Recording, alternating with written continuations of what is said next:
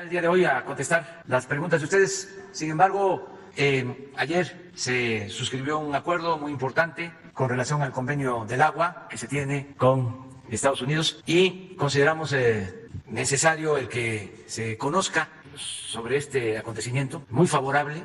Ya se logró un acuerdo. Quiero aprovechar para agradecer al gobierno de Estados Unidos por su comprensión y por su solidaridad. Agradecer al presidente Donald Trump, al secretario de Estado, el señor Pompeo, porque tuvimos algunas dificultades para el cumplimiento de este acuerdo. Sin embargo, ellos entendieron la circunstancia especial de la entrega del agua, sobre todo por el conflicto en Chihuahua, la actitud poco responsable de las autoridades de Chihuahua y de otros factores. Y se tuvo que recurrir para cumplir a disponer de agua que se asegura para el consumo humano, con el compromiso del gobierno estadounidense de que si necesitamos el agua para consumo humano, ellos van a proporcionarla, y que si tenemos una situación de sequía severa, también nos van a auxiliar. Por eso mi agradecimiento al gobierno de Estados Unidos en este asunto. Vamos a que nos informen, que nos expliquen Blanca Jiménez, directora de Conagua, y el maestro Roberto Velasco Álvarez, director general para América del Norte de la Secretaría de Relaciones Exteriores, y también que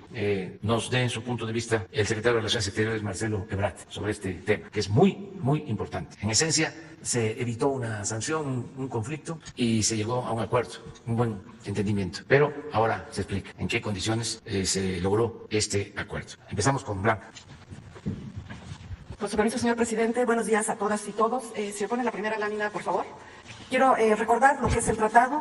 Es un tratado muy benéfico para el país porque nuestro país recibe 4 veces más de lo que aporta con base anual. Recibimos 1.850 millones de metros cúbicos y aportamos 432. Además, es un tratado que tiene flexibilidad en las entregas de agua por parte de México, mientras que Estados Unidos nos entrega los 1.850 millones de metros cúbicos con un calendario que México establece mes con mes, y siempre han cumplido. Nosotros pagamos esa cantidad hasta en un periodo de 10 años. Estas son condiciones sumamente flexibles, y piénselo como un crédito. Imagínense que les prestan el dinero y les dan 5 años, y si no acabas de pagar a los 5 años, todavía tienes otros 5 años. Es sumamente flexible. Y además no hay tasas de interés, ¿verdad? ¿Cómo se paga? Con los tributarios. Esto está definido en el tratado. Las cuencas grises son los ríos tributarios, las rosas no son ríos tributarios. Fue un análisis que se hizo en México y pasó esa acta aprobada en el Senado, y también pasó por Estados Unidos. Y dice que los tributarios son el río Conchos, que está en Chihuahua, Las Vacas, San Diego, San Rodrigo, Escondido y Salado en Coahuila, Nuevo León y Tamaulipas. El río Conchos es el más caudaloso y aportan cada uno en una proporción igual a su caudal. Por eso el río Conchos aporta el 54.1%. También el tratado establece que si no pagamos en 5 años, tenemos otros 5 años, pero ya no nos podemos ir a 15 años. ¿Qué ocurrió en el ciclo 35? Estos ciclos se enumeran y actualmente estamos en el ciclo 35. La siguiente, por favor. Sucedió que el ciclo anterior se cerró con un adeudo en 2015 de 324.7 millones de metros cúbicos, 325 números redondos. ¿Y qué tuvimos que hacer? O sea, nosotros recibimos el ciclo completado, tuvimos que pagar todo lo que se debía en el ciclo, la cantidad de 2.158, que es los 400 por 5 años, y lo debemos de pagar, como se ve en la figura de la izquierda, con el río Conchos y con el río y con los ríos de los otros estados. O sea, con el río que está en Chihuahua y los ríos que están en Coahuila, Nuevo León y Tamaulipas, que son prioritarios. Y debemos de pagar lo que nos correspondía a los 5 años más el adeudo que recibimos. ¿Cómo pagamos finalmente? Con dado que Chihuahua, ustedes ven lo que había aportado a 1/3, es la verde oscura de abajo, eso es lo que había aportado Chihuahua, así lo recibimos. Se hicieron todas estas negociaciones, presiones, aperturas de precios que ustedes conocen, logramos extraer más de Chihuahua, no la cantidad que le correspondía, pero bueno, se logró traer, y también hicimos aportaciones de los otros ríos más de las presas internacionales. Así fue como se pagó. Ahorita el maestro Roberto les va a explicar ya todo el cierre. La siguiente. Dejamos también todo un plan para tener el agua de las 13 ciudades fronterizas aseguradas, porque las presas internacionales se utilizan, entre otras cosas, para suministrar a las ciudades que tienen ustedes del lado derecho. La Amistad, que es la primera presa, la Falcón, ahí tienen las ciudades que se suministran. ¿De dónde las extraeremos? Del granero, continuará la extracción del granero, porque ya tenemos el agua transferida ahí. De la Amistad y Falcón en las presas internacionales finalmente quedan 87 millones de metros cúbicos. Después de hacer este pago nos queda una cantidad de agua aproximadamente para unos 2.5 meses, 3 meses de agua potable en total. Y también recordarán ustedes el huracán Hanna, que iba a entrar y se dobló para Estados Unidos. Afortunadamente dejó agua en la presa El Cuchillo y en la Marte R. Gómez. Hay manera de usar parte de ese agua para suministrar a las ciudades que se abastecen de Falcón. Entonces vamos a pasar también agua de ahí. Entonces también logramos dejar el agua asegurada. Una última comentario, la siguiente, por favor. ¿Cómo quedan las presas de Chihuahua? Que quedan con agua suficiente, con mucha, de hecho, con más del agua que normalmente tienen las otras presas. Pero aquí queremos destacar que cuando Conagua hizo la propuesta en diciembre de transferir el agua de las presas de Chihuahua hasta el punto de pago, había una temperatura más baja, las pérdidas por evaporación eran menores. Cuando uno lleva el agua, pues se le va evaporando. Y también durante todo este tiempo perdimos 280 millones de metros cúbicos que simplemente se evaporaron. Eso fue 89% del adeudo que tenía Chihuahua. Es lo último que yo quisiera destacar de todo este presente. Con su permiso, presidente, empiezo con un poco de contexto histórico, si me ayudan con la siguiente diapositiva. A pesar de que hay una asimetría entre nuestros países, siempre se ha respetado nuestra soberanía y se han logrado términos equitativos y justos desde la firma del tratado y las actas subsecuentes. El artículo 25 del tratado establece que los acuerdos entre los dos países se denominan actas. A la fecha se habían firmado 324 actas, entre ellas dos que es importante retomar. La 234, que es lo que decía la doctora, no nos podemos atrasar 2 ciclos consecutivos, eso se acordó en 1968, y el acta 308 en la que se acordó el intercambio de información hidrológica entre los dos países. Y ahorita comento más de eso. Siguiente lámina. Esto es como vamos a cerrar los ciclos 34 y 35. Como ustedes pueden ver, el ciclo actual se cerró sin déficit. El déficit del ciclo anterior, que es el 34, que correspondió al gobierno pasado, vamos a saldar lo que faltaba con una transferencia de las presas internacionales y de esta forma cumplimos lo que se establece en el acta 234, el 100% de lo que teníamos que entregar. Si vamos a la siguiente diapositiva. El acta 325, que se estuvo negociando en las últimas semanas con el gobierno de Estados Unidos, va a permitir, como decía, cerrar exitosamente el ciclo y garantizar, esto es muy importante, como lo decía el señor presidente y la doctora Jiménez, el agua para uso público urbano de estas ciudades en el norte del país. Tuvimos que construir confianza para llegar a este punto, pero muy importante también hacer una gestión interna del agua que permitiera cumplir con nuestras obligaciones sin poner en riesgo el abasto de las ciudades y obviamente se tuvo que hacer una serie de trasvases para reducir el volumen pendiente de entrega. Si vamos a la siguiente. El acta 325 va a utilizar aguas de propiedad mexicana, como decía, 131 millones de metros cúbicos y va a dejar cerca de 87 millones de metros cúbicos de almacenamiento mexicano para nuestras ciudades. Pero además, muy importante, Estados Unidos aceptó una cláusula que era para nosotros muy importante, de que va a cooperar con México por razones humanitarias en caso de que hubiera una sequía extrema o alguna otra emergencia, permitiéndonos usar volúmenes estadounidenses si esto ocurriera. Y además se retomó el compromiso de compartir información de manera binacional para mejorar la gestión del agua mediante un grupo de hidrología. Si vamos a la siguiente lámina. En la negociación participó obviamente la Secretaría de Relaciones Exteriores, el señor canciller encabezó y su servidor, la doctora Blanca Jiménez de la Comisión Nacional del Agua, estuvo personalmente en las negociaciones con Estados Unidos y Texas, el doctor Humberto Marengo de la sección mexicana de la Comisión Internacional de Límites y Aguas, que también merece un importante reconocimiento, y también nuestra cónsul general en Houston, Alicia Kerber, que nos estuvo ayudando en la parte de Texas. También hay que hacer un reconocimiento muy especial a la Secretaría de Seguridad Pública y Protección Ciudadana, sobre todo el subsecretario Ricardo Mejía, que no nos pudo acompañar el día de hoy, pero estuvo muy presente en todo este proceso, a la Guardia Nacional, a la Secretaría de la Defensa Nacional y a la Secretaría de Gobernación, que ayudaron en toda la parte nacional. Por Estados Unidos participó el Departamento de Estado, el Gobierno de Texas y la sección estadounidense de CILA. Si vamos a la siguiente lámina. Esta es el acta que se firmó el día de ayer, el acta 325.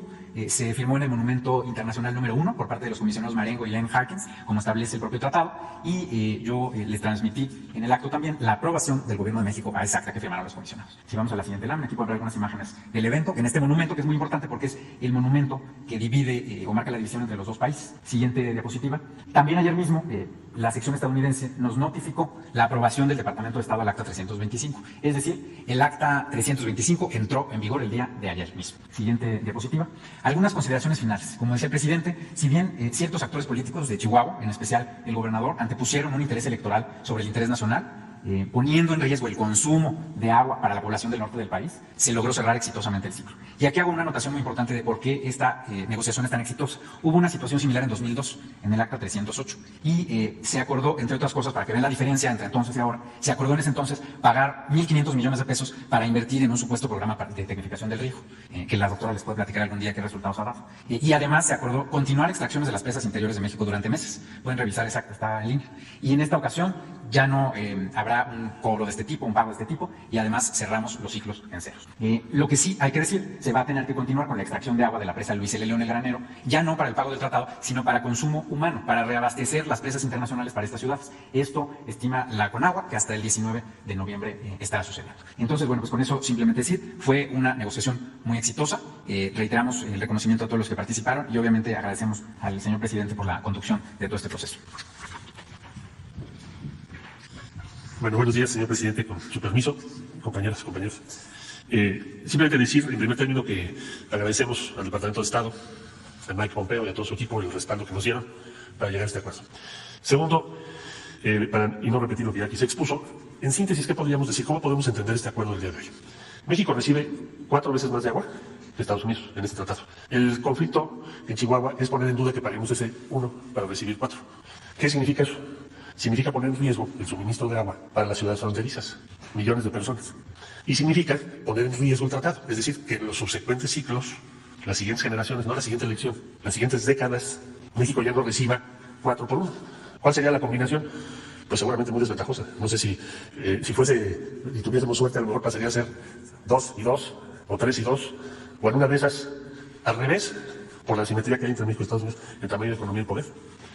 Nosotros en la Secretaría de Relaciones Exteriores siempre se ha visto y se ha considerado este tratado como uno de los grandes triunfos de México. Este tratado tomó de 1929 a 1944. En aquellos años los diplomáticos mexicanos batallaron mucho. Pues imagínense ustedes, de todo ese tiempo había muchos temas de conflicto, pero este era uno principalísimo para México. Entonces se considera que ese tratado, por lo que acabo de exponer, es uno de los grandes logros de la diplomacia mexicana y no debemos ponerlo en riesgo. Y no estamos pensando en esta administración, sino como aquellos mexicanos de 1929 a 44, estamos en 2020. Las decisiones que tomaron han permitido el suministro sin riesgo de agua muy escasa para nuestras ciudades. Y eso es lo que tenemos que tener siempre en mente. Puede ser una buena idea, una tentación electoral, pero ¿de qué sirve si ponemos en entredicho el futuro de todo el norte del país? Entonces, afortunadamente se llegó a un acuerdo. Sus rasgos principales ya los tienen ustedes. No hay en el gobierno de la República otro afán, y es la instrucción que nos ha dado el señor presidente, que garantizar el suministro pensando igual, actuando igual que los mexicanos que negociaron el tratado en 1929-44. Es lo que estamos pensando y así hemos actuado. Y agradecer muchísimo a la Secretaría de la Defensa Nacional, a la Guardia Nacional y a Ricardo Mejía Verdeja, que el día de hoy no nos acompaña, pero ha sido una pieza clave para llegar a este resultado. Muchas gracias. Es todo, señor presidente. Bueno, pues este era el informe y ahora sí, vamos a preguntas y respuestas. Empezamos. Buenos días, señor presidente. Alberto Martínez Penosa, de Querétaro. JF Informa desde Cancún y Frecuencia CAT, y desde mi portal esahoram.com. Señor presidente, dando continuidad al tema que he venido tratando desde la mañanera del 13 de mayo de 2019 en relación a Pemex, quiero hacer su conocimiento que en mi investigación llegué hasta un líder petrolero de nombre José Rubén Rosaldo Cordero, que cuenta con información fidedigna en relación al desfalco del que ha sido víctima el Sindicato de Trabajadores Petroleros de la República Mexicana. Tengo una prueba de uno de los tantos fraudes que durante años se sabe fue denunciado y lamentablemente quedó en el archivo muerto como resultado de la corrupción. Un ejemplo de tantos casos impones es la causa penal 107-2003, diagonal 2, ante el juzgado 13º del Distrito de Procedimientos Penales Federales, y que no está prescrita, en contra de Carlos Antonio Romero de Champs. Señor presidente, en base a esta información, que es propiedad del gremio petrolero y voz del pueblo, deseo saber si toda esta información con la que cuenta el señor José Rubén Rosaldo nuevamente será motivo de persecución a su persona o será estandarte de justicia por tantos años de trabajo que ha buscado en favor de los petroleros. Y aquí tengo una prueba de lo que le estoy comentando. Muy bien. Si te parece, nos entregas el informe con el compromiso de que nosotros lo remitimos, lo enviamos a la Fiscalía para que se atienda. Si hay investigación abierta en contra del señor Romero de Champs, que se tome en consideración este asunto. Si no hay investigación, que la Fiscalía decida si procede que se abra una carpeta de investigación sobre este caso. ¿Te parece así?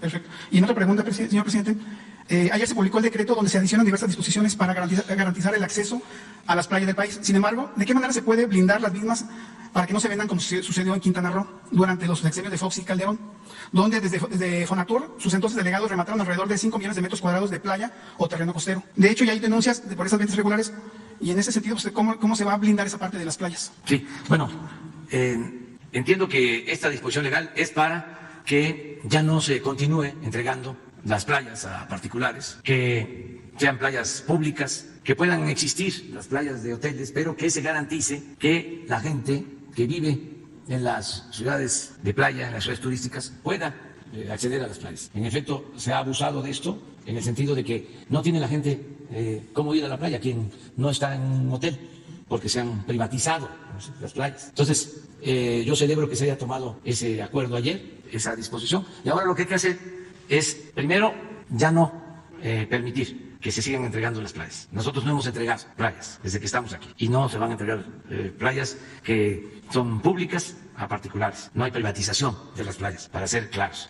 Y segundo, que se recuperen las que se puedan recuperar. En el caso, por ejemplo, de Playa del Carmen, ahora que hay un proceso de regularización que se está llevando a cabo en la colonia Colosio, que desde hace años hay una situación completamente irregular, y ahora hay un acuerdo entre el gobierno federal, el gobierno del estado, el gobierno municipal de ese municipio, Solidaridad, que se entreguen escrituras a quienes están viviendo desde hace mucho tiempo sin papeles en sus lotes. Ya edificaron porque había un asunto, existe un tema jurídico que viene de lejos, de unos propietarios que reclaman derechos sobre las tierras. Entonces está llegando ya a un acuerdo, y en Playa del Carmen hay como 4 o 6 hectáreas de playa, y parte de ese acuerdo es que esa superficie se convierte en un parque con acceso a la playa. Eso lo vamos a seguir haciendo en el caso de Quintana Roo y en otros casos, pero sí,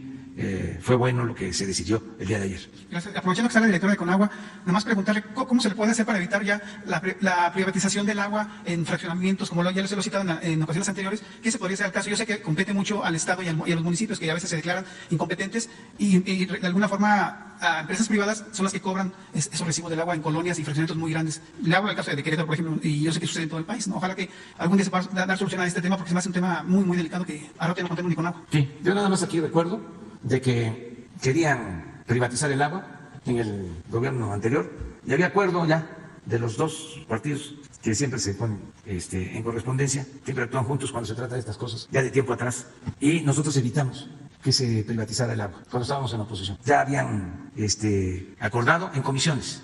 Creo que fue en el sexenio pasado. Sí, porque pudo haber se pudo haber dado también en el otro sexenio, porque era lo mismo, pues. Pero nos opusimos.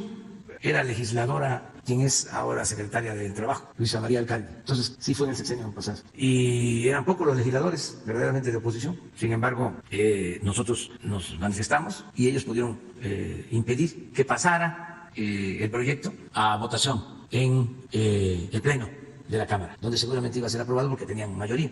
Dice que eso ni siquiera se acuerda la gente, porque cuando hacían esas cosas, antes, todo se callaba. Los medios de comunicación, con honrosas excepciones, lo informaban. Como tenían control casi absoluto de los medios, pues no se sabía, no se daba a conocer. Entonces, por esta protesta, aunque éramos minoría en el Congreso, se detuvo la privatización del agua. Y ahora, pues ya para que quede claro, si lo hicimos cuando estamos en la oposición, pues ahora que estamos en el gobierno, pues no vamos a permitir que se privatice el agua. Así de claro, para que nadie se haga ilusiones, porque ya sería el colmo, ¿no? Que se privatice el agua, que es un alimento fundamental, que es vida. De todas maneras, como avanzaron en entregar concesiones, hay lugares en donde se entregó el agua. Bueno, se entregó hasta el acopio, la recolección de la basura. Se privatizó todo. Hay lugares donde todo se entregó a empresas vinculadas a políticos y que cobran todos estos servicios. Entonces, no sé si Blanca puede informarnos sobre esto, pero no hay... A ver, informa. Gracias a lo que se hizo parando la ley de privatización, no hay muchas concesiones o privatizaciones de agua en el país.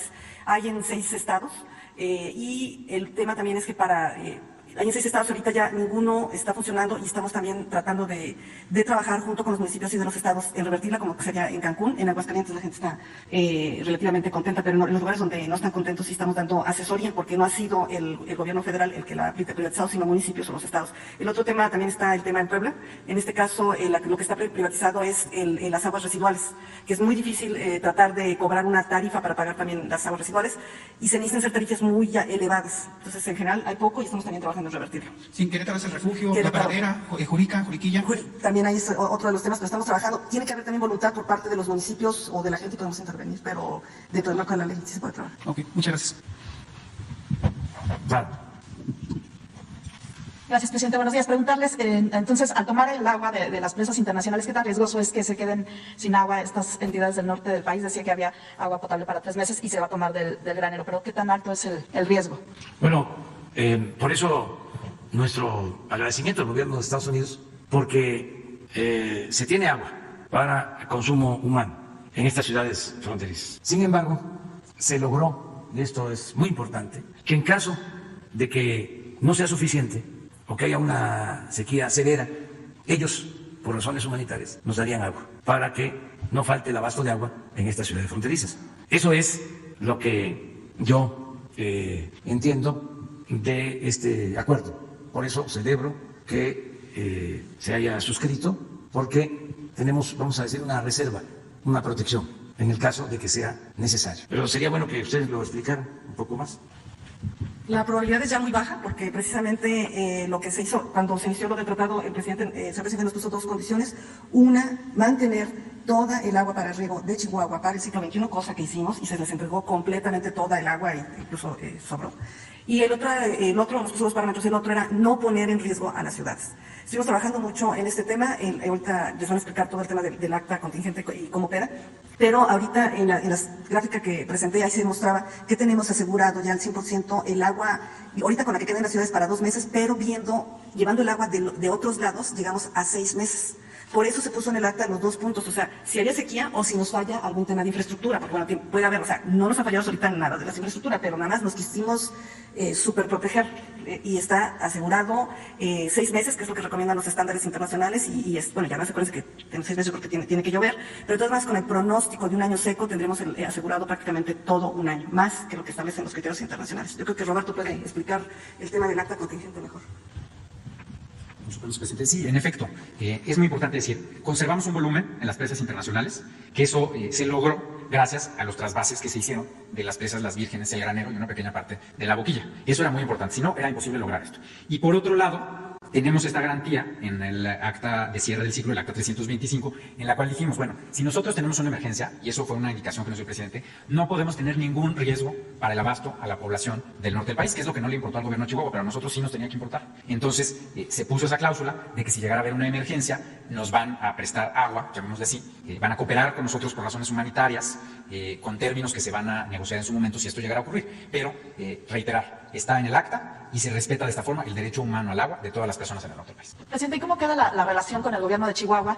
¿Qué va a pasar con la presa La Boquilla? No, pues ya no se pudo utilizar esa agua, como también aquí se informó, por esta actitud intransigente y sobre todo politiquera, el querer utilizar este asunto con propósitos electorales para favorecer a un partido y a un candidato, porque vienen elecciones. Bueno, por levantar este movimiento sin razón, sin fundamento, solo con esos fines, pues hasta se evaporó el agua.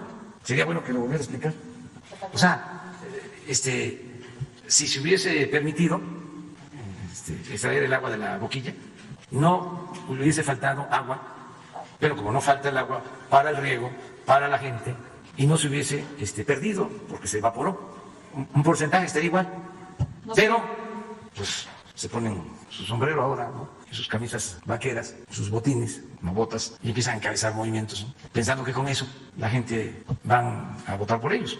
Se envolvieron en la bandera, ¿no?, de la defensa del agua, en contra, ¿sí?, de pues el convenio que se tiene desde hace muchos años. Apostaron a manipular, pues, a la gente. ¿Cómo queda la relación? Bien, o sea, nosotros no vamos de ninguna manera a desatender al pueblo de Chihuahua, porque es muy claro que no es el pueblo de Chihuahua, son estos intereses creados y la politiquería. Entonces, a ver, ¿por qué no explicas lo de la evaporación? Porque no vayas a que eso no tenga fundamento técnico o científico. El haber comenzado a mover el agua durante los meses de diciembre, que hay una menor temperatura, además si recuerdan este fue un año con temperaturas muy altas, hubiera permitido que durante el transporte del agua no se hubiera evaporado tanto. Y el que el agua que está ahí en las presas pues también se está evaporando.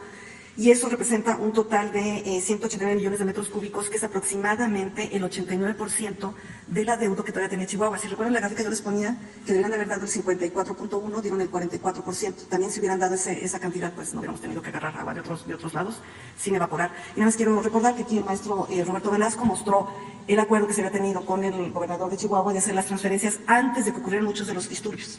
Y no habíamos estado en esto. ¿Tú lo traes el acuerdo? ¿El acuerdo en donde rubricó donde firmó el gobernador Corral?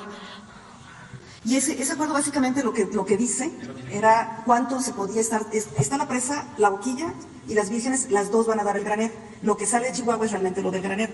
Como había mucha discusión que si llovía, que si te iban a pagar con lluvias en lugar de extracción, o de que si iban a pagar, cuando uno riega, parte del agua se recupera y vuelve a llegar a las presas, que se llama escorrentía, o con escorrentía, y estamos metidos en esa discusión. Entonces dijimos, bueno, en lugar de andar discutiendo de por dónde pagamos, que eso se le ocurrió al señor canciller, en lugar de que se entrasquen en esas discusiones, pónganse fuera de la presa y digan cuánto tienen que sacar, y eso fue lo que él rubricó.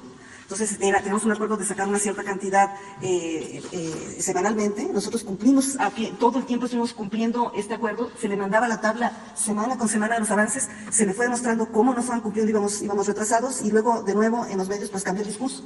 A pesar de que teníamos, siempre regresaban a los mismos discursos que pues ustedes ya conocen, que además fueron discursos que se explicaron técnicamente, políticamente, de muchas formas. Y eso dio también mucho pie a los disturbios que hubo. ¿Tú quieres decir algo? Nada más, quiero reiterar unos puntos de la tabla. O sea, aquí lo que hicimos, como dice la doctora, es ¿cuánta agua se necesita para pagar el tratado? Sí, muchas gracias. Y pueden ver aquí, esto era lo que se esperaba que entrara al granero, lo que se tenía que extraer del granero, lo que se tenía que extraer descontando el riego del granero y lo que se esperaba en la estación hidrométrica, ya digamos lo que cuenta para el tratado. Entonces, ¿qué le dijimos al gobernador? Yo estuve con él varias horas en su oficina y le dije, mire, es muy sencillo, gobernador, esto es lo que tiene que entrar. Si ustedes tienen razón y va a llover y va a haber retornos agrícolas y no sé cuánta cosa, pues disminuimos las extracciones de las presas. Muy fácil. Pero si no entra esto, pues es muy sencillo, ya no nos peleamos. Eso es lo que se tiene que reponer con extracciones de las presas. Le pusimos aquí varias consideraciones, quedamos de entregar la información, yo se la mandé todas las semanas y el gobernador ese día me dijo, sí, está bien, me parece bien el programa. Pero yo lo que le dije al gobernador es, dije, bueno, las palabras se las lleva el viento, pongámosle una rúbrica, esta es la suya, esta es la mía. ¿Y qué pasó después de esto? 2 semanas después, como si no hubiera nada, ¿no? Así, pues yo lo que digo es, ¿qué pasa con la palabra? Si uno no tiene palabra, pues no tiene nada, ¿no? Entonces, eso es muy importante para que quede claro que es lo que se firmó. No es un acuerdo verbal, no es algo. Él se comprometió a esto, dijo que estaba bien, incluso llamó a su titular del sistema de aguas, lo revisó también el secretario de Desarrollo Agrícola y los 3 dijeron, órale, está bien. Entonces, también muy importante decir, ¿por qué vamos a continuar extrayendo agua después del 24 para cumplir lo que se comprometió el gobernador? Eso es lo que vamos a hacer, porque nosotros sí cumplimos lo que decimos. Muy bien. Presidente, y saber si ya tiene una decisión sobre quién va a sustituir a Alfonso Durazo o lo va a dejar para la próxima semana. ¿Hasta cuándo va a permanecer él? Todavía, pues yo insisto que vamos a seguir convenciendo a Alfonso. Pero falta tiempo, y aunque no le fue bien a los Dodgers de ayer, pero va empatada la serie.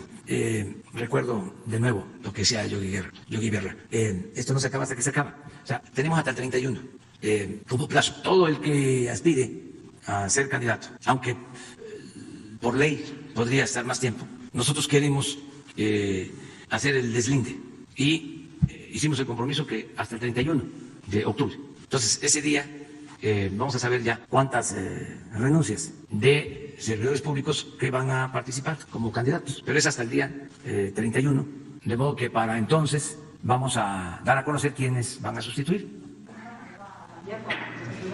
¿Cómo? ¿Está haciendo candidateando al canciller para sustituir a Alfonso Durazo? Yo estoy más que contento, satisfecho con el trabajo que está realizando Marcelo Ebrard. Es un servidor público de primera, me ayuda mucho. La política exterior de México ha vuelto a ser ejemplo mundial. Acabamos de enterarnos de los resultados de la elección en Bolivia. Nos dio mucho gusto, saludamos, abrazamos, felicitamos al pueblo de Bolivia, porque supieron enfrentar un conflicto grave por la vía pacífica, democrática, y eligieron a un presidente del mismo movimiento que fue desconocido, del mismo movimiento al que pertenece el expresidente Evo Morales, quien fue destituido y enfrentó amenazas. Y el gobierno de México, haciendo valer su tradicional respeto al derecho de asilo, que siempre lo ha caracterizado al gobierno, sobre todo en épocas como cuando gobernó el general Lázaro Cárdenas, pues se le otorgó protección y asilo y se le fue a buscar. Y esa fue una labor que encabezó Marcelo Ebrard. Yo di la instrucción, pero el que operó junto con la Secretaría de Defensa, de que se les protegiera a los perseguidos, a los que estaban en riesgo, pues fue una labor de la diplomacia mexicana. Entonces, solo por ponerles un caso, la relación con Estados Unidos, lo mismo. Esto que estamos ahora informando, el acuerdo del agua, hay muy buena relación con el gobierno de Estados Unidos, pero quien opera de esta relación, quien la lleva a la práctica, pues es Marcelo. Entonces, vamos a esperarnos hasta el 31. Vamos a esperarnos hasta el 31. Gracias, presidente. Voy a Daniel Escobar, corresponsal de Tiempo Computadora. Primero, bueno, pues insistir, si no está ya pensando también o no está descartado el subsecretario de la Secretaría de Seguridad para este reemplazo, porque bueno, pues ayer vimos muy firme a Alfonso Durazo, a pesar de que usted le comentaba que pues todavía tenía que pensar un poco más, si estaría pensando en el subsecretario que precisamente estuvo pues con algunas maniobras en el caso de Chihuahua y resolviendo este asunto. Muy bueno como servidor público, Ricardo Mejía, que ahora está guardado por lo que está cuidándose por la pandemia, pero todavía no es el tiempo. Vamos a esperar.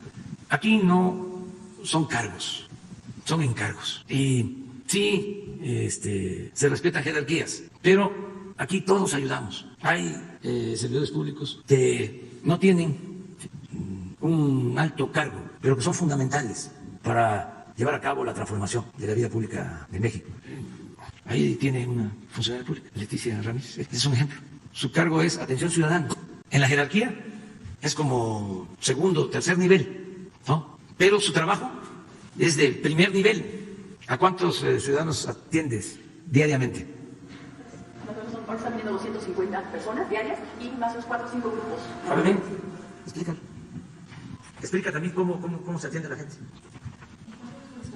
Bueno, sí, claro que sí. Nosotros, desde que inició la pandemia, tuvimos sí una decisión de no atender de manera personal a los ciudadanos para podernos cuidar todos. Pero estábamos atendiendo más o menos 400 personas al día y ahorita están viniendo ya 250, 200 por día. A todos los recibimos, platicamos con ellos, los atendemos y hacemos todas las gestiones. El asunto de los grupos se ha incrementado. Son todas las personas que se organizan por diferentes demandas y vienen aquí a manifestarse. A todos los escuchamos. Hemos tenido una serie de dificultades durante la pandemia porque es muy complicado pedirle a la gente, guarda la sana distancia, háganse para allá, permítanme hablarles, hablar con el cubrebocas, platicando con ellos, tratando de entender cuáles son sus demandas. Nos ha costado mucho trabajo, ha sido una situación que hemos tenido que enfrentar, pero de todos modos los recibimos, los atendemos, hacemos todas las gestiones. Casi todos los grupos que vienen, les conseguimos citas con las autoridades que tienen que resolver sus demandas el mismo día.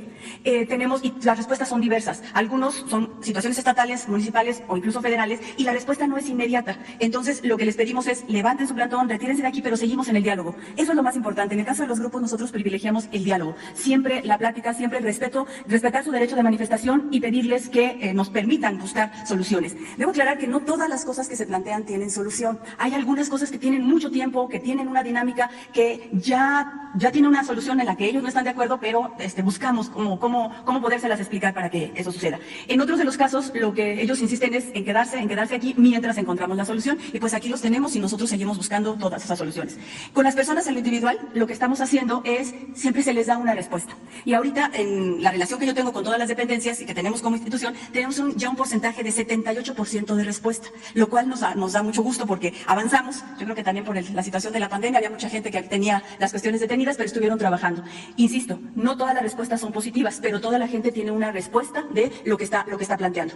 Y si me permiten, quisiera comentarles algo que ha sucedido en estos últimos tiempos, y es que ha habido muchas propuestas. O sea, la gente no solo viene a solicitar, a pedir que se le dé una respuesta a su demanda, sino que últimamente han llegado muchas ideas de cómo mejorar, muchas cuestiones de estamos con ustedes, estamos trabajando, ya vimos lo que están haciendo, les falta esto, sugerencias. Esto nos ha estado llegando mucho últimamente, la gente está planteando cómo podemos seguir ayudando, que no se les olvide esto, que ya empezaron esto, pero acuérdense que todavía falta terminarlo, no está completo, siempre llamando la atención. Y hemos avanzado en la relación con las dependencias de, si nos están llamando la atención sobre un tema, hay que hacerles caso. Y entonces, ¿qué pasó con este asunto? ¿Qué pasó con cualquier otro? Esa es la dinámica con la que estamos trabajando, y hacemos además con muchísimo gusto, con mucha convicción y con mucha alegría. La verdad es muy satisfactorio servir. Gracias, presidente. Solo último más uno. El asunto de la Corte, la decisión de la Corte para suspender este decreto federal que modifica pues las reglas para las nuevas plantas privadas generadoras de energías renovables, por un lado, y por otro lado la decisión de Iberdrola de decir que no va a invertir en el país hasta que no se tengan pues estas reglas claras. Sí, estamos en una revisión de todos estos ordenamientos legales porque se abusó mucho. El propósito, para decirlo con claridad, era dejarle el mercado de los energéticos al sector privado, tanto nacional como extranjero. Y esto implicaba menguar, socavar, destruir, acabar con Pemex y con la Comisión Federal de Electricidad. Eso es el propósito de la política económica en el periodo neoliberal. Y nosotros no estamos de acuerdo con eso. Y no es nuevo. Lo planteamos durante años y está planteado en la campaña y está en los compromisos de rescatar a Pemex y a la Comisión Federal de Electricidad. Entonces, antes no era esa la intención. La llamada reforma energética la hicieron para terminar de destruir a Pemex y a la Comisión Federal de Electricidad. Y ni siquiera pueden decir que pensando en la gente, porque en todo el periodo neoliberal y sobre todo a partir de que se aprobó la llamada reforma energética, se incrementaron los precios de las gasolinas, de la luz. No se benefició al pueblo. Entonces, ahora hay un cambio de política. Esto, desde luego, a los que sacaban provecho, en el caso de Iberdrola, una empresa española que empieza a construir plantas de generación de energía, les otorgan contratos muy jugosos, los funcionarios del gobierno, pero llega tanto el arreglo, la asociación entre particulares y funcionarios, que en esta empresa trabajan quienes eran funcionarios cuando se les entregaron esos contratos. La secretaria de Energía del Gobierno de México pasó a ser funcionaria de Iberdrola, pero ya en el extremo del descaro, el expresidente Calderón fue nombrado consejero de Iberdrola. Entonces, yo entiendo que con la nueva política de rescate a la Comisión Federal de Electricidad y a Pemex, pues no estén conformes. Pero nosotros no vamos a ceder en este asunto, porque tenemos que defender el interés público, tenemos que defender el interés del pueblo, de la nación. A nosotros no nos interesan los negocios privados, nos interesan los negocios públicos, o para no ser tan tajante. Los únicos negocios a los que se les debe de dar toda la atención es a los negocios públicos, porque nosotros somos servidores públicos. El gobierno no es un comité al servicio de grupos privados, particulares, de corporaciones, de bancos, de empresas. El gobierno está al servicio del pueblo, de todos los mexicanos. Entonces, ellos no aceptan esta nueva política y por eso, pues tenemos protestas y por eso El País, este periódico español, ¿no?, que defiende a estas empresas, nos ataca un día sí y el otro también, pero ahora sí que hasta les ofrecemos disculpa por lo que estamos haciendo. Ojalá y algún día nos comprendan, pero nosotros no podemos traicionar al pueblo de México. Yo no le puedo fallar al pueblo de México. La gente votó por un cambio, por una transformación. Pero con la suspensión de este decreto, ¿cuál sería el plan? Vamos a ver si no hay otra instancia y para defender el interés público, si es necesario, propondría en su momento, lo he dicho, una reforma constitucional para que prevalezca el dominio de la nación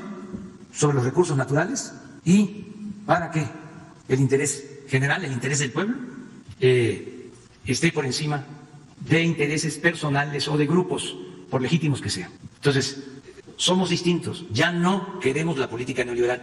Me gustaría hasta que se difundiera un documento que acaba de dar a conocer el Papa Francisco, una condena al neoliberalismo.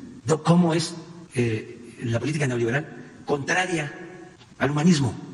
En su concepción religiosa dice contraria al Evangelio, porque es lucro, porque no considera fundamental el pensar en los demás, porque hace a un lado el amor al prójimo. Entonces somos distintos, son proyectos distintos y contrapuestos.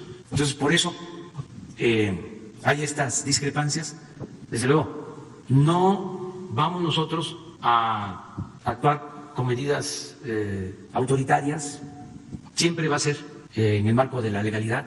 No somos como ellos, somos distintos. Al margen de la ley nada, por encima de la ley nadie. Antes no había Estado de Derecho, era un Estado de chueco, de cohecho. Bueno, se ha llegado a decir que era un narcoestado, un narcogobierno. ¿Ya qué más? Yo lo único que quiero es que no solo se piense en la delincuencia organizada, que se piense también en la delincuencia de cuello blanco, porque se dedicaban a saquear y ni siquiera perdían su respetabilidad. Se disfrazaban como empresarios, se disfrazaban de hombres de negocios, cuando se dedicaban a robar, a saquear. Entonces, eso ya no se acepta y no tiene nada que ver con la libertad. Si surge un grupo como Frena, ahora que surgió este grupo de Claudio X González, pues es lógico, pues ellos estuvieron apoyando toda la política privatizadora. Desde Salinas, su papá era el asesor económico de Salinas. Ellos se beneficiaron con plantas eléctricas, porque no hay que olvidar, hace 20 años no habían empresas particulares que generaran energía eléctrica. Esto fue producto de la política neoliberal, cuando empezaron a concesionar la generación de la energía eléctrica. Y el propósito era acabar con la Comisión Federal de Electricidad. Ya llegaron al 50% de la generación de la energía eléctrica en 20 años. Y el propósito era ir cerrando todas las plantas de la Comisión Federal de Electricidad. Resultaron también ecologistas, ambientalistas. Y como las plantas de la Comisión Federal de Electricidad se abandonaron y datan de 30, 40, 50 años, las hidroeléctricas y otras plantas, pues entonces fueron a decir, contaminan, hay que cerrarlas. ¿Por qué? Porque con ese plan ellos se iban apoderando del mercado. Si no hubiésemos llegado nosotros a la presidencia, a finales de ese sexenio, la Comisión Federal iba a estar produciendo, cuando mucho, el 10% de la energía eléctrica y el 90% los particulares, sobre todo las empresas extranjeras, cobrando carísimo por el consumo de la luz. porque en el tiempo que ellos han dominado, no bajó el precio de la luz, ni siquiera se mantuvo, al contrario, siempre se fue incrementando. Lo mismo de los gasolinazos. Entonces, a pesar de eso, nosotros vamos a respetar todos los procedimientos legales, pero aunque el periódico Reforma, igual que El País, esté en contra de esta postura nuestra, nosotros vamos adelante. Y también que no se malinterprete que un caricaturista ahora sale a decir de que se afecta la libertad de expresión por lo que yo digo aquí todas las mañanas. ¿En qué? Si no estamos persiguiendo a nadie. ¿O qué no vamos a ejercer nuestra libertad? ¿Nos vamos a quedar callados? Tenemos que hablar. Todos tenemos derecho a hablar. Gracias, presidente. Hablaba también de cuestiones de abusos y se hablaba también del asunto de la privatización de zonas costeras, pero también más bien lo que, bueno, pues vemos en cuanto a abusos también en este tipo de zonas, por ejemplo, en venta de terrenos de Fonatur, donde, bueno, pues se vendían terrenos metro cuadrado en 70 pesos cuando costaba 8,000. Sabemos que Fonatur está haciendo una auditoría de la venta de estos terrenos que han calificado como un asalto en despoblado, que ha sido una serie de abusos y están de la mano con la función pública. Preguntar si estas auditorías apuntan a exdirectores de Fonatur, a empresarios, se aplicarían las sanciones y si buscarían recuperar estos terrenos que se vendieron de una forma, pues, irregular. Pues vamos a revisar el asunto. Nos llevaría mucho tiempo también, ¿eh? Es que todo está así. Ofrezco disculpa por la mala expresión, era un cochinero. En el caso de la venta de terrenos de Fonatur, tengo claro, ¿no? Y hay pruebas de cómo durante el gobierno de Fox se vendieron terrenos como a 10 minutos, cuando mucho, del actual aeropuerto de Cancún. Manglares, creo que como 200, 300 hectáreas, a 70 pesos el metro cuadrado, ni lo que cuesta un metro de alfombra. Ahí está eso. Lo otro, lo de la compra del terreno a Finado Toledo Corro, en Nayarit, un rancho de como 2,000 hectáreas, creo que $120 millones. No sé si pudieran el terreno o el mapa, nada más para que tengamos una idea de lo que hacían. Esto fue en el gobierno de Calderón, donde hubo más venta de terrenos, así, de ganga, de remate. Van a ver, porque esto no, pero me gustaría, si no tienen un mapa sobre la zona costera, sí, Sinaloa y Nayarit, para que yo les explique, a ver si se puede. Este terreno está ahí, y aprovecho pues para ver si hay quien se anime a comprarlo, nada más que sea dinero de procedencia ilícita, pero vamos a tratar de recuperar cuando menos lo que se invirtió. Es aquí sí, en los límites de... Aquí compraron el terreno. Sí, ya aquí es Nayarit, aquí está el límite. El terreno está aquí, el rancho. Aquí está Mazatlán, y aquí está el aeropuerto. Este es Villa Unión, y aquí está el aeropuerto. Y este es Mazatlán. Bueno, si el aeropuerto está aquí, y Mazatlán ahora tiene mucho auge turístico, ahora por la pandemia se detuvo, pero está llegando mucha gente, porque se hizo el camino hacia Durango, la carretera, y llegan incluso cruceros aquí, a Mazatlán. Pero aquí está el aeropuerto. Que era lo lógico, ¿no? Si se quería desarrollar el turismo, que es una opción. Bueno, pues desarrollar esta parte, porque aquí está el aeropuerto. ¿Qué tenían que comprar acá? ¿Cómo se llega acá? Aquí hay una base aérea de la Marina, y aquí está el terreno. El Finado Toledo Corro fue gobernador de Sinaloa, para que la gente que nos esté escuchando. Entonces, ¿qué hicieron? Pues un negocio, porque no valía eso que pagaron. Es así que desde entonces no hay nada, y tenemos que estar pagando mantenimiento. Esto es Fonatur, pero así como esto, por poner un ejemplo, claro, si el propósito era el desarrollo turístico, pues lo que correspondía era cerca del aeropuerto, ¿no? Hacerlo, ¿no? Y no acá, porque pues acá se requiere un aeropuerto especial. Y entonces estamos procurando, es como el avión presidencial, nos cuesta trabajo venderlo, nos está costando trabajo, porque ¿quién compra un avión así? Pues solo quienes tienen esta mentalidad faraónica, pues es lo mismo. Y en el caso de Cancún, no, pues ahí hablé de este terreno, pero ahí muchos otros, y en todos lados. Por eso lo importante de lo de las playas. La otra cuestión que estamos revisando es la de los tribunales agrarios. Resulta que todo esto es propiedad social, o era propiedad social, eran ejidos, eran tierras comunales, incluso tierras nacionales. Entonces se apropiaron de las instituciones agrarias, en este caso de todo lo que tiene que ver con la Procuraduría Agraria, y los más antiagraristas empezaron a apoderarse de estos tribunales. Les hablo del conservadurismo más rancio.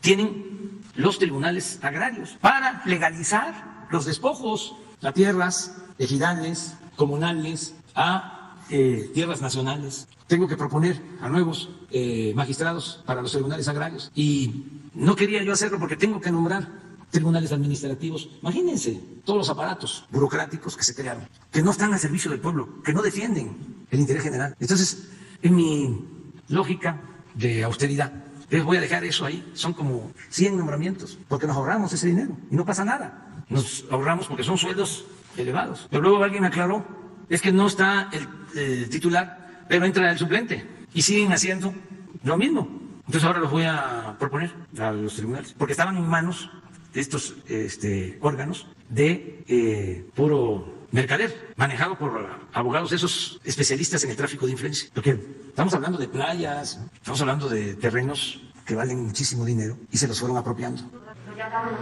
Vamos a ver legalmente si no han prescrito estos casos y lo más importante de todo es no repetir esa política. Por eso cuando todos estos grupos conservadores que han estado apoyando la corrupción se inconforman y dicen que hay que regresar a lo de antes, pues es regresar a la corrupción. Allá estaba yo viendo de que estos del sí, no sé si, a ver si en las redes sociales está, es pura coincidencia, seguramente, pero van a ver ¿cómo le llaman? El logotipo, de pura coincidencia. Este es Claudio X González, hijo, que se lanzó en contra de los maestros de Oaxaca, los acusaba de lavado de dinero, porque esa es una característica de todos estos personajes, son de doble discurso, de doble moral, mucha hipocresía. Pero quiero mostrarles el logotipo. Puede ser coincidencia, es el sí, parecido al sí que utilizó Pinochet. Y su papá, porque como yo soy el presidente electo, eso sí, democráticamente, de más edad en la historia de México, pues ya tengo una experiencia, ¿no? Por la edad. Entonces, cuando, a pesar de la dictadura en Italia, pues se le consultó a la gente, ¿no? Si querían que continuara el régimen militar o se optaba por la democracia, después del golpe al presidente Salvador Allende. Y ese era. Y ahora el de Claudio es Después puede ser coincidencia, pero fíjense que en el 2006, cuando nos robaron la presidencia, el Papa, por eso le hablo de que, como ya llevamos tiempo en esto, declaró que no querían sí ganábamos, porque no querían verse en la necesidad de aplicar una política como la que se impuso en Chile en el 73, con el derrocamiento del presidente Allende. Lo declaró. De todas formas, pues están en su derecho, pero somos distintos, somos diferentes. Una más. Ya es mucho Sonora. Gracias, presidente. Buenos días a todos. Daniel Blancas, de Crónica, para compartirle una investigación, presidente, sobre contrabando, importaciones ilegales y mal uso de programas sectoriales, el cual, pues en realidad afecta el empleo principalmente, de acuerdo a nuestra investigación de industrias como la del calzado, el textil, el papel, el azúcar, el acero y otras que son vitales en el país. Durante la pandemia, presidente, paró la industria formal, por obvias razones, lo sabemos, pero no las redes ilegales. La mercancía por debajo del precio de la materia prima, incluso la mercancía que se llama subvaluada, creció. Le voy a poner algunos ejemplos. 6.5%. Estoy hablando del rango de enero a julio. La mercancía ilícita creció 6.5% en relación con el año pasado en la industria textil. En confecciones, 5 puntos. En calzado, 3 puntos. Esto con datos del SAT, presidente, con datos oficiales. En realidad el reportaje, pues eso es muy largo, presidente. Es muy extenso y me gustaría que no agotarlo ahora, sino compartírselo en futuras ocasiones, siempre pensando en el beneficio que puede traer para el empleo, ahora que es un momento complicado en el país. Hoy solamente quiero hablarle de un programa que es auspiciado por la Secretaría de Economía, que se llama IMEX. Este programa, presidente, permite las importaciones temporales de bienes, con la excusa de que aquí serán transformados y regresados al extranjero. Bueno, esto se hace sin cubrir ningún impuesto, presidente. Este programa anula cualquier impuesto. Para las redes delictivas es muy importante porque lo usan para importar productos terminados o prohibidos, que luego nutren el mercado negro o incluso el mercado formal por medio de facturas falsas de las famosas factureras. Se va de muchos impuestos, presidente, y en esto está relacionado incluso la ANTAD, la cadena de tiendas de autoservicio. Según el último registro de la Secretaría de Economía, hay 2.350 programas de estos que le estoy hablando, que se llaman IMEX, 2.350. ¿Sabe usted cuántos de estos 2.350 tienen registro de operaciones de comercio exterior? Solo 400, presidente, solo 400, es decir, menos del 20%. El otro 80%, presidente, de acuerdo a nuestra investigación, es usado por estas redes delictivas para, si me cachan una, aquí tengo la otra. Son como fichas de dominó para el crimen. Tengo aquí diversos archivos, presidente, testimonios, documentos, que detallan cómo un alto funcionario de la Secretaría de Economía conoció sobre la venta de estos programas, sobre la renta de estos programas en miles de dólares, sobre el ingreso de contenedores con mercancía fraudulenta o vacíos en el retorno. Este funcionario ocupó un puesto clave en este entramado. Era nada más y nada menos que director general de Comercio Exterior, del cual depende IMEX. Estuvo en este puesto en el sexenio de Felipe Calderón, en el sexenio de Peña Nieto. El problema, presidente, es que lleva 15 años en ese puesto, porque también es el director de Comercio Exterior de su gobierno. Mis preguntas son las siguientes. Si me lo permite, vamos respondiendo una por una. La primera, ¿ordenaría usted una revisión y depuración de este programa del cual estoy hablando, de este programa IMEX, para que sea usado en beneficio del pueblo y del empleo y no de traficantes? Sí, y además ya tengo conocimiento y se está haciendo ya un trabajo de investigación. Lo está viendo la secretaria de Economía y lo está viendo el director de Aduanas, pero ya andamos sobre eso.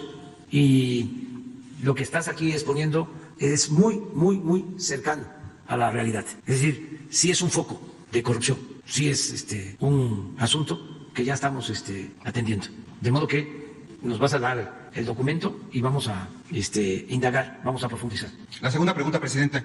¿Cómo es que se lograron filtrar a su gobierno funcionarios con gran responsabilidad en estas estafas? Es muy buena pregunta. ¿Y cuál sería su postura sobre su continuidad? Pues el gobierno es grande, ojalá y fuese grandioso, es grandote. Ya lo dije, es un elefante echado, reumático y mañoso lo que nos entregaron. Estamos ahí levantándolo, empujándolo para que camine. Duró mucho el neoliberalismo, más que el porfiriato. Lo repito, el porfiriato fueron 34 años. La política neoliberal, que es sinónimo de corrupción, duró 36 años. Entonces, eclipsaron todo. Y quedaron muchos funcionarios enquistados en las estructuras del gobierno. Pasaban de sexenio a sexenio. Hasta nuestros días, esto que estás planteando. Entonces, vamos a ir limpiando, lo seguimos haciendo, es diario.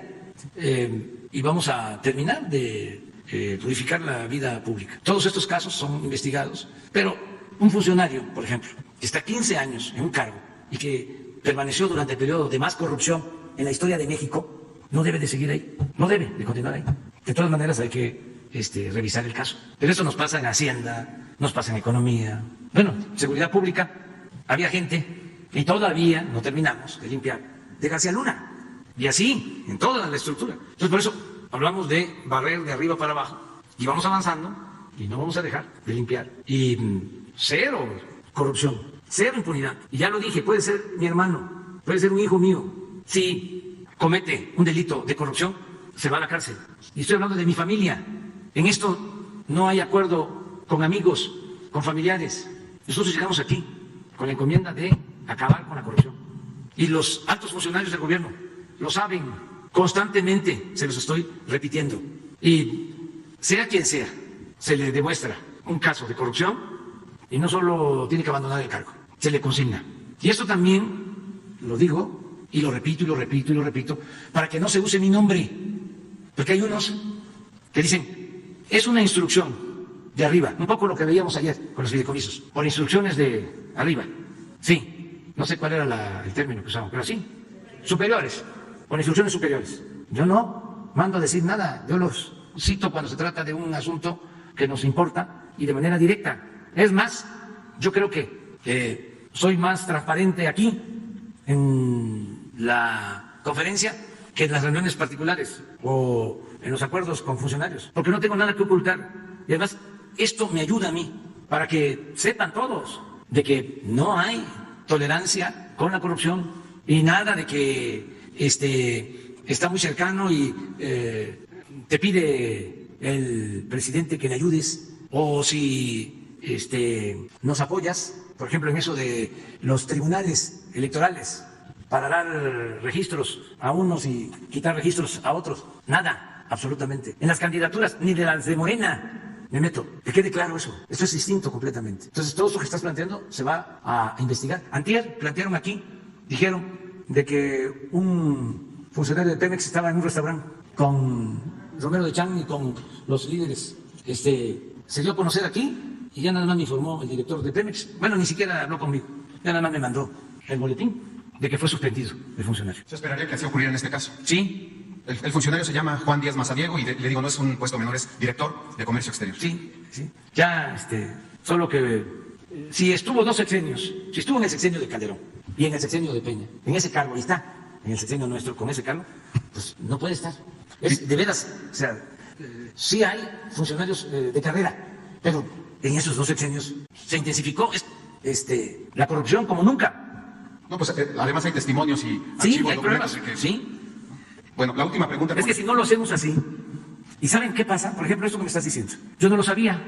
¿Por qué? Porque son estructuras. Y le doy la confianza al secretario de, si tienen casos así, de gentes que vienen de las otras administraciones, pues tratan de mantenerlos pensando que son técnicos, que son independientes, y ahí se van. Y además se ponderó demasiado lo de la técnica. A los técnicos se les consideraba como científicos, o se creían científicos, y se elevó a rango supremo la economía. Esa es una característica del periodo neoliberal, y se subordinó todo lo demás. Yo he llegado aquí a decir que para ser un buen funcionario público, el 90% es honestidad y el 10% es conocimiento, experiencia. Y se enojan. Entonces, no, por la influencia que hubo durante muchos años, donde lo importante eran los grados académicos y no la honestidad. Ya habían quienes estudiaban doctorado en Harvard y por ese hecho ya tenían licencia para robar, como los hijos del padrino de la novela de Puzo, que los mandaba a estudiar a universidades del extranjero, o los legisladores. Yo recuerdo que cuando decidimos de que los militantes de Morena pudieran aspirar a ser diputados o senadores y que no se resolviera en una convención, porque ¿qué pasaba cuando se resolvía en una asamblea?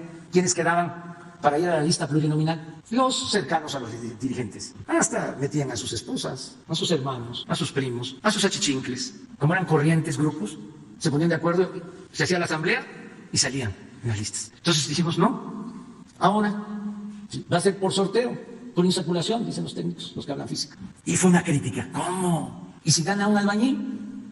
¿Y si gana una mujer indígena?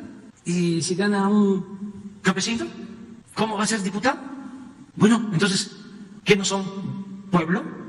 ¿Y que no el diputado es un representante del pueblo? ¿Y no se quiere conocimiento sobre la materia? Eso es elemental. Eso, en un mes, se conoce la práctica parlamentaria. Lo importante, lo más importante de todo, es la honestidad y el tener vergüenza. ¿Para qué lo quiero? Tan experto y graduado en universidades del extranjero, si se va a corromper, si le va a dar la espalda al pueblo, si nunca va a ser representante popular en los hechos. Bueno, ¿saben qué pasó? ¿Qué sucedió? Pues esos albañiles, esas campesinas, nunca traicionaron, jamás. Nunca votaron por una reforma que afectara a los intereses del pueblo. Ninguno se vendió. Entonces, son parámetros distintos de medición. No nos hace falta mucha experiencia técnica, lo que nos falta en un país que padeció durante tantos años, siglos de corrupción. Lo que necesitamos es moralizar la vida pública de México. Y para eso necesitamos mujeres y hombres honestos, más que cualquier otra cosa. Eso es lo que buscamos. Nos entregas tu trabajo. Sí, presidente, para cerrar el tema y bueno, considerando que el Ejército, las Fuerzas Armadas se han sumado ya a este ámbito aduanal, portuario, y que tiene usted ahí pues a dos funcionarios que creo que son importantes y de su confianza, como Buenrostro y como Horacio Duarte, si se ha planteado un plazo para comenzar a disminuir el contrabando y la ilegalidad en este ámbito, presidente. Lo vamos a lograr pronto, porque no hay tolerancia con la corrupción. Y Horacio Duarte es un hombre íntegro, y la que está en Puerto, Rosa Isela Rodríguez, de primera. Así es como quiero que sean los servidores públicos, como Horacio Duarte, como Leti Ramírez, como Rosa Isela. Y fíjense que no están en el primer nivel, por lo que hablábamos, pero además hay quienes están en el primer nivel, como es el caso de Marcel, que me ayuda mucho, profesional de lo mejor que tenemos. Y así vamos conformando el equipo para la transformación. Y lo que decía Leti, que es muy interesante, la gente nos está ayudando, nos está recomendando cosas. O sea, no solo es, estamos con ustedes, o lo que me dicen, no afloje, no se preocupe, estamos con usted, le apoyamos. ¿Saben qué me mandó a decir el Papa Francisco con mi esposa? Sí, díganle que no se canse, que siga adelante. Bueno, precisamente por cumplir un compromiso, tengo una llamada telefónica, ya, es a las 9, voy a contestar tarde, con el presidente de Alemania. Sí, me tengo que ir. Un abrazo.